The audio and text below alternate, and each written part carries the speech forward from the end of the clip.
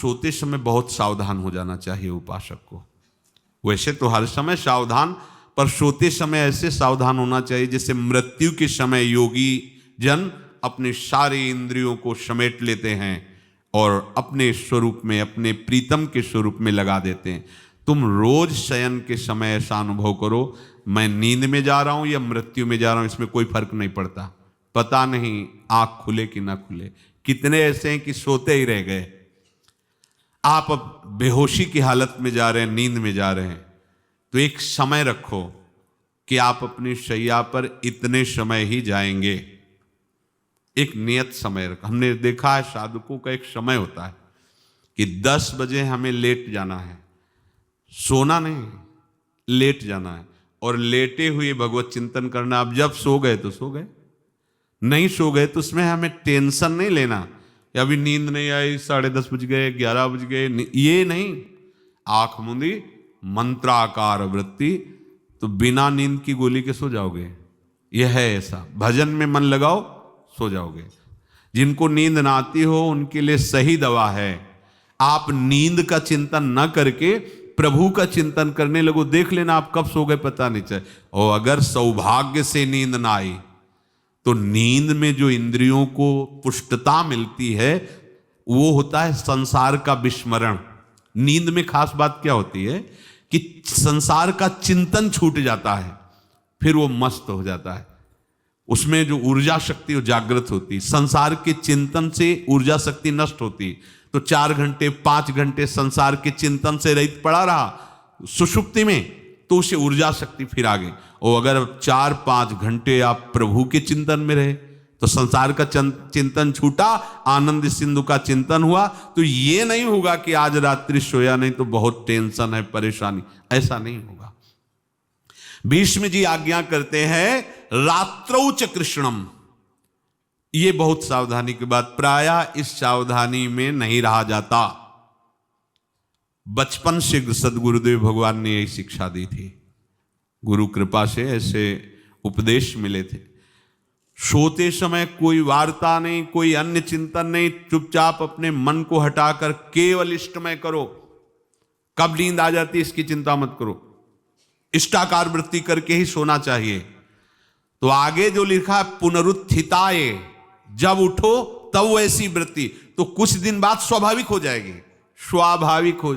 अपने तो इतना तक देखा है कि जैसे आधा पद में होश रहा और निद्रा आ गई, तो जब चेतना आई तो उसी पंक्ति से, जहां से होश गायब हुआ था उसी पंक्ति से जागरण प्रारंभ हुआ। ऐसा ही जब ऑपरेशन के समय बेहोश किया गया था तो उनसे कहा था हमें बता देना कुछ मिनट पे, तो उनका हाँ लगाने वाले इंजेक्शन और कुछ ही सेकंड में इसका सरहन, बस।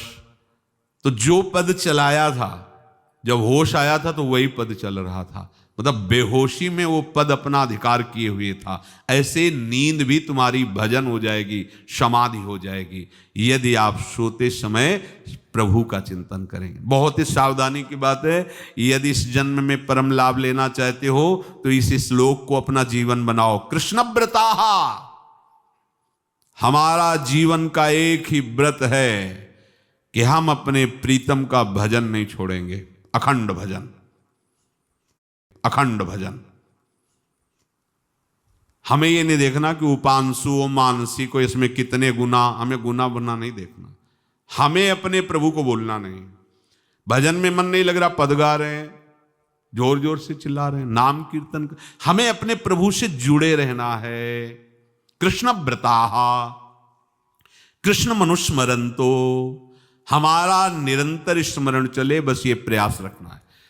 जब निरंतर स्मरण की बात कह दी तो फिर आगे कुछ कहना नहीं चाहिए, पर खास बात इसीलिए कहा जाता है कि आप समझ जाओ। रात्रौ च, जब कोई भी ब्रह्मचारी, कोई भी उपासक, कोई भी बैरागी त्यागी महात्मा सोते समय असावधान हो गया तो उसकी रात्रि बहुत गलत जाएगी। खास जब आप सैया पे शयन करते उस समय असावधानी हुई तो विकार छा जाएगा, ध्यान रखना। आपका चिंतन गलत हो जाएगा, आपकी चेष्टा गलत हो जाएगी, जागृत में ना सही तो स्वप्न में। आप सावधान उस समय जरूर रहिए और उतना ही विश्राम कीजिए जितना आवश्यक हो। व्यर्थ में करवटें मत बदलिए, ये उपासक का स्वरूप नहीं होता। रोगी है तो बात अलग है, बड़े असाध्य रोगों से, नहीं तो ऐसी दिनचर्या नहीं होनी चाहिए। कै बजे? 3:30, अभी आधा घंटा तो है, फिर कमर ओढ़ लिए, ये साधक का नहीं होता। उचित समय, जो मान लो 4 घंटा विश्राम का, तो अब ये नींद का विषय आओ या ना हो, हम तुम्हारे लिए पुष्प बिछा के नहीं बैठेंगे कि आ जाओ आ जाओ आ जाओ। नहीं आई तो अब ये नहीं गया, अब इतने समय नहीं आई थी, अब 4 बजे उठने के समय कैसे हो? नहीं, ये फेंका। उसमें विचार नहीं किए, पहले फेंको और सैया से नीचे उतरो, भूमि को प्रणाम करो, आगे बात नहीं। वो फिर आपको ऐसा होता है 10 मिनट में तो कोई बात नहीं, 10 वो पार कर देगा, घंटा दो। रात्रौ च कृष्णम पुनरुत्थिताय, ये नियम लीजिए। सोते समय आप बिल्कुल मृत्यु दशा की स्थिति लाइए, जैसे मरने वाला नहीं होता, सब जगह से मन हटाकर। और सच्ची है, पता नहीं आंख खुले कि ना खुले, ये बड़ा धोखे का जीवन है। ये ऐसे हजारों लोग सोए और सोते ही रह गए। हमको धोखे में नहीं रहना। सुबह जग जाएंगे तो फिर भजन करेंगे, लेकिन हम बिल्कुल तैयारी में। तो जब ये था कि किडनी कभी भी फेल हो सकती, तो हमें ज्ञान तो था नहीं ऐसा उस समय, तो हम रात्रि में जब शयन का समय, तो कपड़े कौन थे, कोई पैंट शर्ट थोड़ी था, सब हटा चला, ऐसे रज लगाई, राधा वल्लभ जी को ऐसे बांधा, चरणामृत लिया, पूरी तैयारी में, क्योंकि पास कोई था नहीं। तो ये होता था कब मर जाए, कैसे बताएं कितना सुख, एकदम युगल चरणारविंद में तदाकार होते ऐसे वो। इसीलिए कहते हैं कि प्रतिकूलता और अव्यवस्था और दुख ये भगवत प्राप्ति का प्रधान साधन है। अव्यवस्था, प्रतिकूलता और दुख, ये अभ्यास उसी से। जब शाम के शयन करते तो पहले वृंदावन को प्रणाम करके और ऐसे भावना में प्रिया प्रिया कहते कि जैसे भी आपके हैं, अगर शरीर छूट जाता है रात्रि में तो आप धोखा ना करना, आप बुला लेना अपने। और कैसे बताओ उस समय कैसे भाव होते थे, कोई पास नहीं, कोई सुविधा नहीं, 1 रुपया नहीं, तो एकदम दैन्यता, एकदम कितना सुख मिलता, वो एकदम केवल भगवद आश्रित। तो रात्रौ च कृष्णम पुनरुत्थिताय, ये बहुत पकड़ने वाली बात है। रात्रि के समय कोई और चिंतन न बनने पावे। देखो अभ्यास, और उस समय खास करके विषय चिंतन बनता है, ध्यान रखना। दिन भर लड़ते रहोगे इंद्रियों से, और जब आप शयन के समय जाओगे तब वो अवसर ढूंढेंगी और आपको विषयों में फंसाने की चेष्टा करेंगी।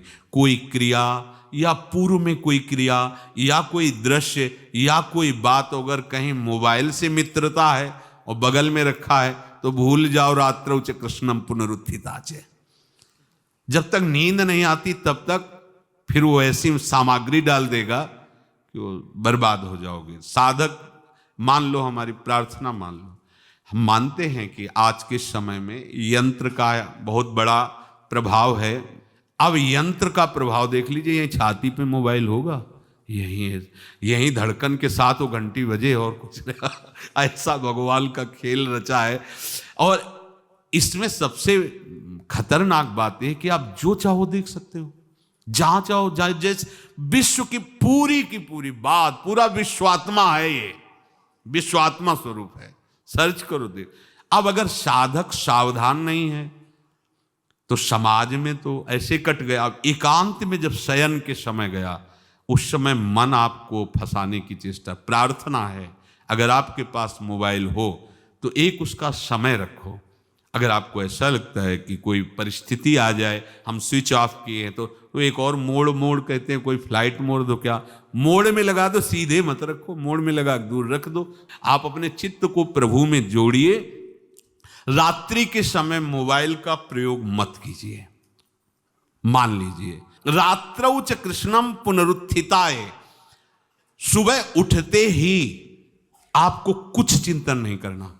सबसे पहले उठते ही, यदि आपके अभ्यास में आ गया तो ऐसा ही होगा, नहीं तो आपको पहले सदगुरुदेव भगवान का प्रणाम नमस्कार और कुछ भक्तों का, और फिर नाम जप, भले 5 मिनट ही करो। अपने